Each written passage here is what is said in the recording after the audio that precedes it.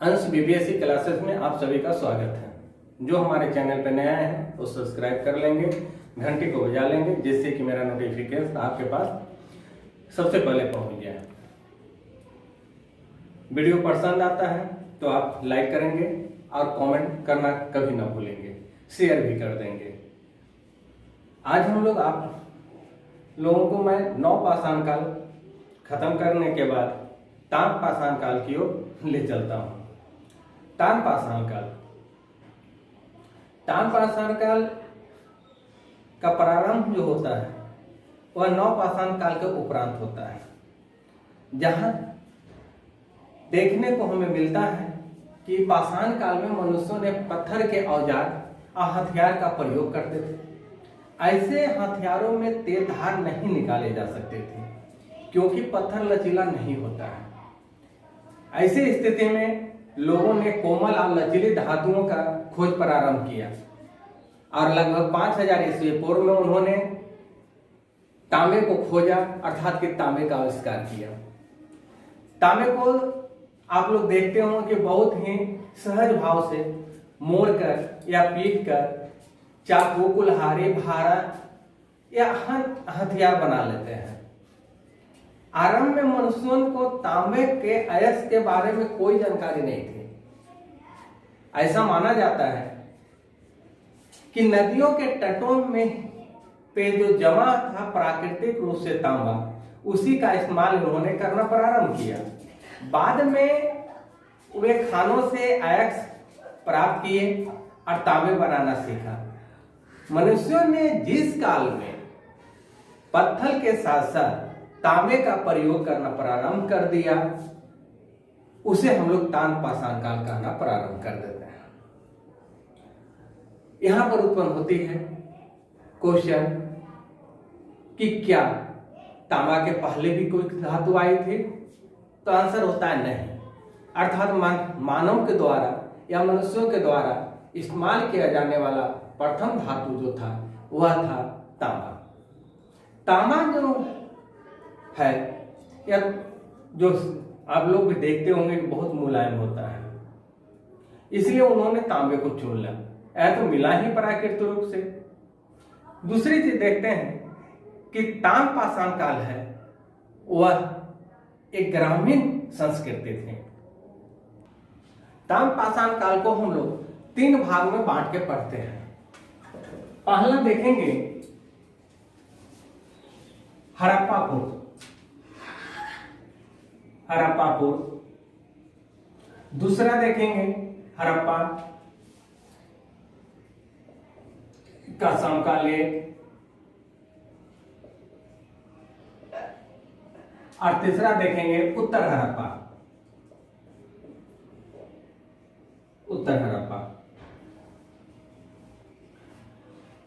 ये है हड़प्पा के पहले, जो करीब करीब 4000 ईस्वी पूर्व की बात आती है। उसके बाद हड़प्पा का समकालीन जो काल है, यानी कि जैसे हड़प्पा चल रहा है उसी के साथ साथ है, यानी इसको हम लेते हैं 2600 से 1800।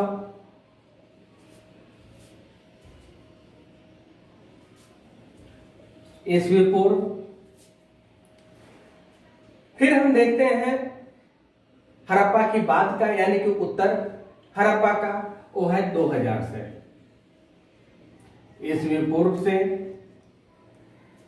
करीब 1400 ईस्वी पूर्व तक। तो हम लोग 3 रूप में देखे, हड़प्पा पूर्व, हड़प्पा का समकालीन और उत्तर हड़प्पा, यानी 4000 ईस्वी पूर्व के समय में जो मिला है। उसके बाद का काल 2600 से 1800 ईस्वी पूर्व का, और तीसरा है 2000 ईस्वी पूर्व से 1400 ईस्वी पूर्व तक का।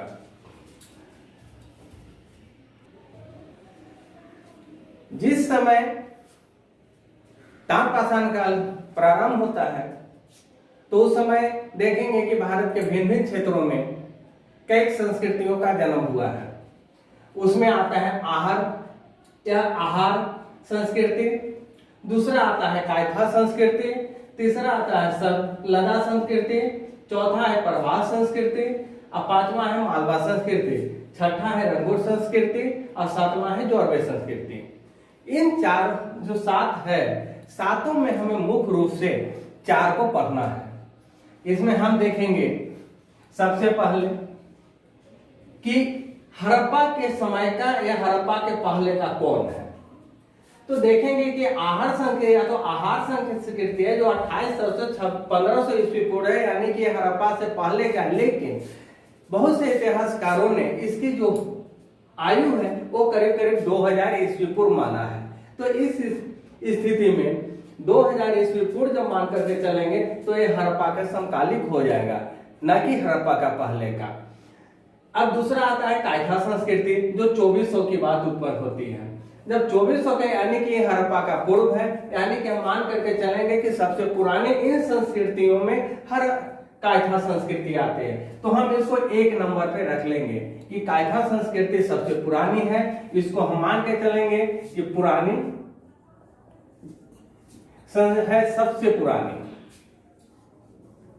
सबसे पुरानी है। ये एग्जामिनेशन के दृष्टि से आपके लिए महत्वपूर्ण हो जाएगा। कभी कभी पूछता है एग्जामिनेशन है कि ताम्रपाषाण काल में कायथा संस्कृति या कौन सा संस्कृति सबसे पुरानी थी। तो हम मान के चलेंगे कि इस समय कायथा संस्कृति है जो सबसे पुरानी है। उसके बाद में हम देखते हैं तो दूसरा नंबर में आता है मेरा आहार संस्कृति, कारण कि यह है 2000 के करीब। फिर तीसरा नंबर पे आपको आएगा मालवा, और चौथे नंबर पे आपका आएगा जोरवे संस्कृति। हमें पढ़ना भी है तो इन्हीं चार संस्कृतियों को पढ़ना है, लेकिन बाकी को नहीं। इसमें देखेंगे यह जो चार संस्कृति है ये हड़प्पा के समकालिक है, यानी कि हड़प्पा का समकालिक। जैसे जैसे हड़प्पा चल रहा है उसी के साथ में उन क्षेत्रों में यह संस्कृति चलते चल रही है। अब इसके हम क्षेत्र विशेष को देखते हैं। अब हम लोग ताम्रपाषाण काल का क्षेत्र को देखते हैं, यानी कि क्षेत्र को सबसे पहले हम देखते हैं दक्षिण पश्चिम राजस्थान में। ये जो क्षेत्र है दक्षिण पश्चिम राजस्थान, दक्षिण पश्चिम राजस्थान का क्षेत्र है। यहाँ पे आहार और दूसरा है गिलोंद। उसके बाद आते हैं पश्चिमी मध्य प्रदेश। पश्चिमी मध्य प्रदेश में हमको देखने को मिलता है मालवा, एरन, इसके बाद है कायथा, इसके बाद है गंगेरिया,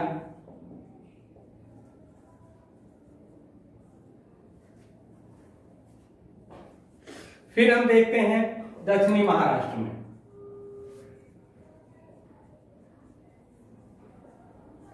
दक्षिणी महाराष्ट्र का क्षेत्र अहमदनगर, दक्षिण महाराष्ट्र में हम देखते हैं इसका क्षेत्र तो अहमदनगर, नेवासा, इसके बाद आपको मिलेगा देवाबाद,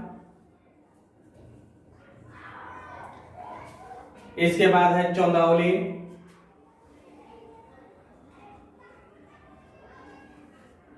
पुणे, साथ ही साथ सोनगांव।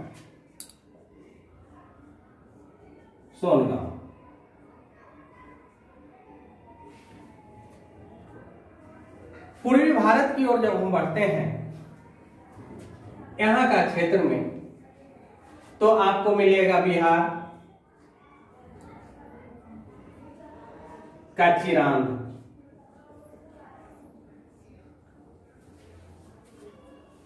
दूसरा पश्चिम बंगाल,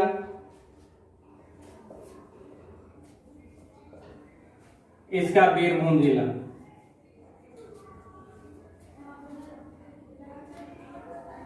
इन जगहों पे आपको ताम्रपाषाण काल का प्रमाण देखने को मिलता है। अब जो ये जगह मिला हमें, इसकी प्रमाण की जब बात हम करते हैं तो सबसे पहले हम देखते हैं आहर की बात। आहर में हम देखते हैं कि यहां से सूक्ष्म पत्थर का हथियार नहीं मिला है। सूक्ष्म पत्थर का हथियार नहीं मिला है, अर्थात हम कह सकते हैं यहां जो भी वस्तु मिली है वो तांबे की मिली है। तांबे की मिली है, ये आपका एग्जामिनेशन स्पेशल है। दूसरी चीज हम देखते हैं कि यह जो आहर संस्कृति है, यह आहर है, ये राजस्थान का बेनास एक नदी है, बेनास नदी, इसी के तट पे आहर का डेवलपमेंट होता है, यानी कि यह विकसित होता है। यहां से हमें और भी साथ मिले हैं, वह मिले हैं पालतू जानवर बनाने का, साथ ही साथ हमें यहां से ही खेती के साथ मिलते हैं, खेती के प्रमाण। ये दो जगह से हमें, इसके साथ साथ यहां के जो मकान है, आहर का जो मकान है, मकान देखेंगे कच्चे ईंटों का बना हुआ है, कच्चे ईंटों का, इसके साथ पत्थर का, प्लस पत्थर, इसका बना हुआ हमको वहां से पत्थर का बना। मिड भरान जो है, मिड भरान हम लाल और काले रंग के हैं, जो कि ब्लॉक प्रिंटिंग से बने हैं। ब्लॉक प्रिंटिंग कहने का अर्थ कपड़ा ले लिया, ले करके उसके ऊपर इस तरह से छपैया करता है, जो आज भी देखने को हम लोग को मिलता है, यानी कि कपड़े पर छपाया किया हुआ है। उसी तरह से वहां जो मेरुभांड बनाया उसके ऊपर उन्होंने छपैया किया है, यानी छापने का काम किया है, वो काले और लाल रंग का है। दूसरा स्थान आता है यहां पर, वह है गिलूंद का, गिलूंद। यह गिलूंद है, गिलूंद से हमें तार पाषाण काल संस्कृति के देखेंगे तो स्थलीय केंद्र वह है जहां से पलस्तर फलक उद्योग के अवशेष मिलते हैं, साथ ही साथ अग्निकुंड के अवशेष। जो सबसे ज्यादा जरूरी है वह है अग्निकुंड, अग्निकुंड का अवशेष। यह एग्जामिनेशन के लिए आपका बहुत जरूरी है, कारण क्या क्वेश्चन पूछता है कि तार पाषाण काल में अग्निकुंड कहां से मिले हैं, जो हमें गिलूंद से मिलता है, जो है दक्षिण पश्चिम राजस्थान का क्षेत्र में। अब हम आते हैं इसके बाद पश्चिम मध्य प्रदेश का क्षेत्र हम देखते हैं, जहां से हमको मुख्य रूप से मालवा, नवदा टोली और नागदा, इन क्षेत्रों में हमें मिला है।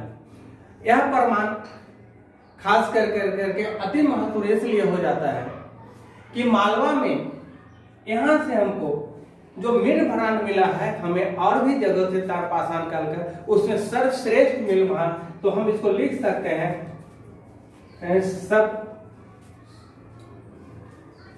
सर्वश्रेष्ठ मिलभांड हमें यहां से मिलने को मिला। दूसरे साथ जो हमारे प्रमाण है वह है कटाई का प्लस बुनाई का। कटाई बुनाई कहने से तात्पर्य है सूत काटना और उसका कपड़ा बनाना। साथ ही साथ यहां देखेंगे आपको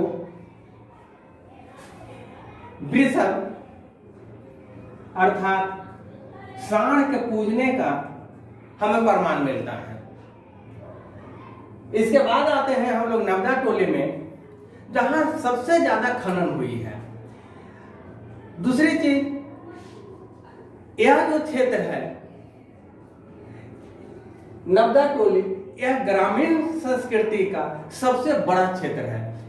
आगे हम लोग देखेंगे दक्षिणी महाराष्ट्र में, वहां दायमाबाद आता है, जो कि उस समय मतलब कहने का अर्थ ताम्र पाषाण काल का जितने भी संस्कृत उसमें का सबसे बड़ा क्षेत्र है, सबसे बड़ा क्षेत्र के रूप में उसको जाना जाता है। लेकिन ग्रामीण में अगर देखते हैं तो सबसे बड़ा क्षेत्र है यही है नवदा टोली। यहाँ हमारा सबसे ज्यादा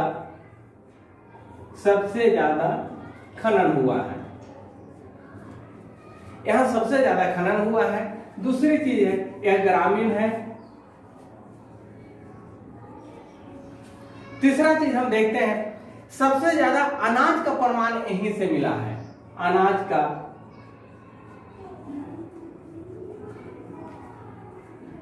प्रमाण हमको यहीं से देखने को मिलता है। अब आते हैं हम लोग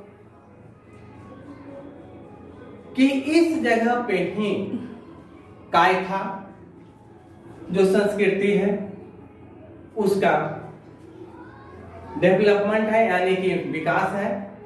कायथा संस्कृति में खास करके हमको देखने मिलता है एरन, रायसेन।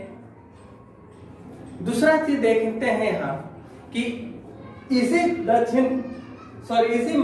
पश्चिम मध्य प्रदेश में आपको त्रिपुरी एक ऐसा जगह है जहां से हमें 29 कंगन मिले हैं तांबे के। इसमें हम देखेंगे एरन, रायसेन, दूसरा त्रिचूरी, 29 को हमें कंगन मिले हैं। यह कंगन है तांबे के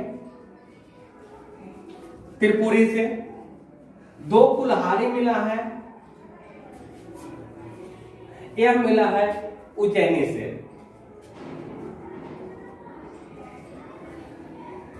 ऐसा माना जाता है कि कायथा जो है इस संस्कृति में सबसे ज्यादा अमीरी थी।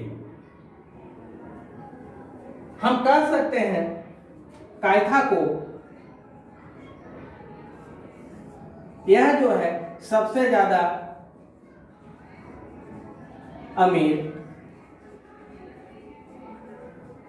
साथ ही साथ यहां की प्लस हम कर देते हैं कई बस्ती जो है किलेबंद है।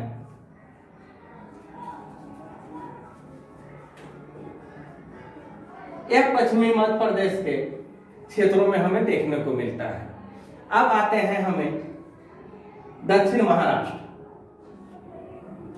दक्षिणी महाराष्ट्र में जो कि जौरवे संस्कृति के रूप में जानी जाती है, यह सबसे नई संस्कृति है। यहां में हमें देखने को मिला सबसे पहले अहमदनगर,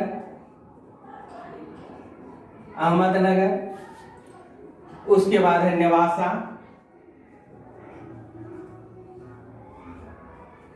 3 में हम देखते हैं दायमाबाद,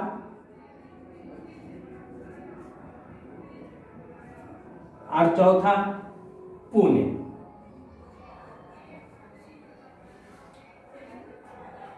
विशेष रूप से हमें यहां पर हमको देखने को मिलता है दायमाबाद में।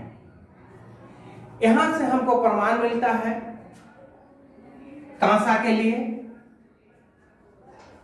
अब देखिए आपको आगे चल करके दायमाबाद में कांसा, दायमाबाद को सिंधु घाटी सभ्यता में भी पढ़ने को मिलेगा। तो यहां से कांसा का प्रमाण मिला है। दूसरा देखते हैं तांबे की 4 वस्तुएं मिली है। तांबे की 4 वस्तु, ये 4 वस्तु क्या है? ये 4 वस्तु है, यहां देखेंगे कि रथ चलाता मानव, यह प्रमाण मिला है। सांड का मिला है, हाथी का मिला है। फसल में हम देखते हैं मटर का मिला है, जौ का मिला है, गेहूं का मिला है और कुर्थी का मिला है। पालतू जानवर बनाने के भी साक्ष्य हमें मिलते हैं। पूर्वी भारत की बात हम करते हैं। पूर्वी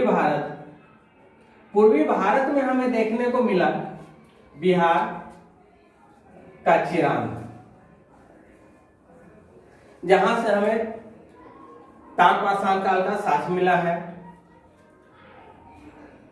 सोहगौरा,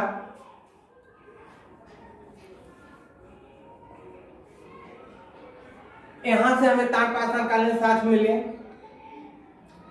नरहन, फौराडी,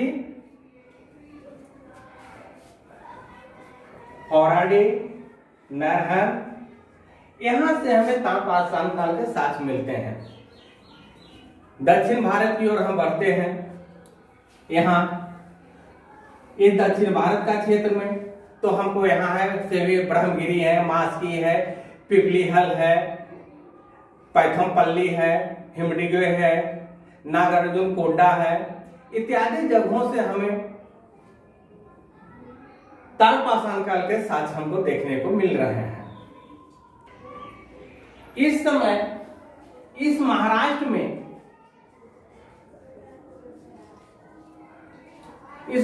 में जो संस्कृति विकसित हुई थी उसे जौरवी संस्कृति कहा गया था।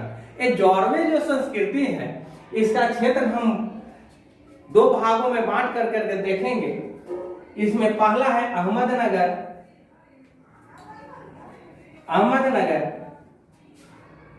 अहमदनगर में देखते हैं वो जगह है जौरवे। इस समय महाराष्ट्र के क्षेत्रों में जो संस्कृति विकसित हुई उस संस्कृति को जौरवे संस्कृति कहा गया, जिसका क्षेत्र था 6। अहमदनगर का क्षेत्र जो हम यहाँ पर देखते हैं, यहाँ पर था जौरवे, उसके बाद था नेवासा, साथ ही साथ था दैमाबाद, ये 3 था। दूसरा क्षेत्र था यहाँ पुणे में हम देखते हैं चंदौली, उसके बाद था सोनेगांव और इमामगांव। अब देखेंगे कि चंदौली जो है, चंदौली से हमें छेनी के प्रमाण स्पष्ट रूप से मिलते हैं। जौरवे संस्कृति जो थी वो ग्रामीण संस्कृति थी। जौरवे स्थलों में हम देखते हैं दैमाबाद सबसे बड़ा था। यहां पर देख रहे हैं दैमाबाद। और आहर संस्कृति में हम देख रहे थे कि नब्दा टोली बहुत बड़ी बस्ती थी। वह बस्ती ग्रामीण थी। यह बस्ती ग्रामीण ना होकर करके थोड़ी थोड़ी सी शहरीकरण की ओर बढ़ना स्टार्ट कर दिया था। जौरवे संस्कृति में कई बस्तियां, जैसे इसमें देख रहे हैं दैमाबाद, दूसरा इमामगांव, ये जो है ये नगरीय संस्कृति यहाँ प्रारंभ होता है, जो कि कांस्य काल में जब हम आएंगे यानी सिंधु घाटी सभ्यता में आएंगे तो वहां पर इन शहरी क्षेत्र का हमें प्रमाण स्पष्ट रूप से हमें मिल गया। यहां देखेंगे हम ये जौरवे जो संस्कृति है, ये जौरवे संस्कृति द्विस्तरीय निवास का प्रमाण भी हमको देता है। द्विस्तरीय कहने का अर्थ है कि सामाजिक विभिन्नता की बात हो जा रही है, यानी 2 स्तर। एक स्तर में देख रहे हैं कि साधारण लोग, और दूसरे में हम देख रहे हैं कि उच्च वर्ग के लोग। उच्च वर्ग कहने से यहाँ पर जाति प्रथा की बात नहीं आती है, यहाँ होती है अमीरी और गरीबी की बात। यानी जो आम जनजीवन के में तरह से जो जीवित लोग हैं वो साधारण लोग जो थे वो रहते थे अलग, और जो धनिष्ठ लोग यानी कहने के जो धनी लोग थे वह अलग रहते थे। यानी सामाजिक असमानता हमको देखने को यहाँ मिल रहा है। ऐसा माना जाता है कि प्रारंभ में जो पूर्व का बिहार थे यानी वर्तमान का झारखंड का हजारीबाग, सिंहभू जिला, यहाँ के खानों से तांबे के औजार बनाने के लिए लोग तांबा का उत्खनन करते थे। आज भी हजारीबाग और सिंहभू जिले के कुछ तटीय क्षेत्र है दामोदर नदी घाटी का, उसमें आपको तांबे के औजार मिल जाते हैं। हम इसका विश्लेषण करते हैं तो देखते हैं कि नर्मदा नदी के तट पर अवस्थित नवदा टोली से गेहूं, धान, दाल की खेती के प्रमाण मिलते हैं। साथ ही साथ हम इसको यह कह सकते हैं कि यहां से अन्न का प्रमाण मिलता है। ईमान गांव सबसे बड़ी बस्ती थी, यह जो देख रहे हैं यह किलेबंद थी।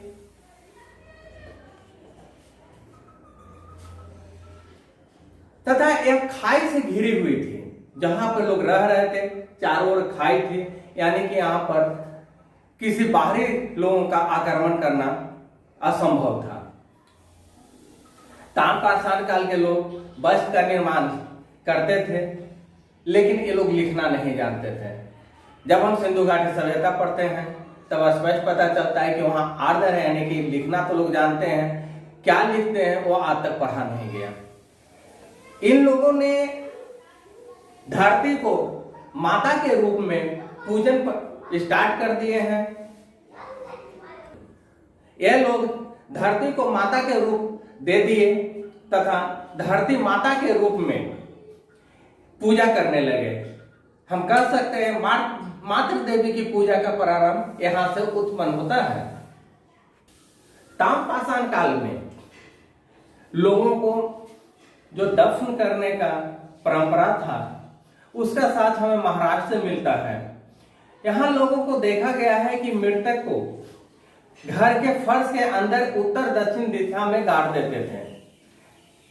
या तो जो शेष हड्डी बच जाती थी उसको अस्थि कलश में रख कर करके घर के फर्श में के अंदर उत्तर दक्षिण दिशा में गाड़ते थे।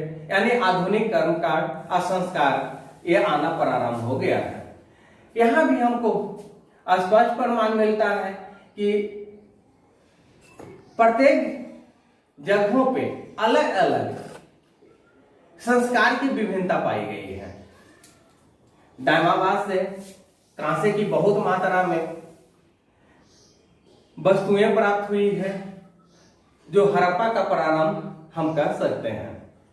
काले मीट भांड का प्रयोग यहाँ होता था, जिसमें चित्रित मीट भांड का प्रयोग इसी काल में प्रारंभ हुआ, जो हम आप लोगों को पहले भी बता चुके हैं। जॉर्वेन संस्कृति को अगर हम देखते हैं तो लगभग 900 ईस्वी में ये आकर के विलुप्त हो जाती है, अर्थात कि खत्म हो जाती है। कुछ लोगों का माना गया है कि नहीं, ये 1200 ईस्वी तक ही चला है। अब देखिए, विलुप्त होने का अर्थ क्या होता है, वो खत्म नहीं होगी। खत्म इसका कहने का तात्पर्य होता है कि ये अन्य संस्कृति यानी कांस्य संस्कृति के साथ में यह मिल चुका। लुप्त होने का कारण भी देखेंगे तो यह माना गया है अल्प वर्षा, यानी कि जब अल्प वर्षा हुई तो ये लोग को खेती करने के लिए जो साधन नहीं मिले, पानी नहीं मिला, उपजाऊ जमीन नहीं मिला, तो ये लोग वहां से हट कर करके दूसरे जगह चले गए। तो हम इसमें मुख्य रूप से कुछ क्वेश्चन था जो आप लोगों को आने की संभावना ज्यादा होगी। इसी समय हम देखेंगे कि बीकानेर यानी राजस्थान के पास में सोथी संस्कृति का भी विकास हुआ है। साथ ही साथ झूकर और झाकर संस्कृति का भी विकास हुआ। हड़प्पा के समकालीन हमने आप लोगों को बताया था कि कुछ संस्कृतियां हैं, जैसे कायथा है, सब लदा है, प्रभास है, मालदा संस्कृति है। इस तरह से आज मैं आप लोगों को ताम्रपाषाण कालीन का एक पूरा पैकेज देते हुए अपना वीडियो को समाप्त करता हूं। जो मेरे वीडियो पे नए आए हैं वो सब्सक्राइब कर लेंगे, घंटी को बजा लेंगे, लाइक करना ना भूलेंगे, साथ ही साथ शेयर करेंगे, कमेंट करेंगे, जिससे मैं आपकी समस्याओं का समाधान कर सकूं, या तो मेरी वीडियो में कुछ त्रुटि हो उसे मैं दूर कर सकूं। धन्यवाद।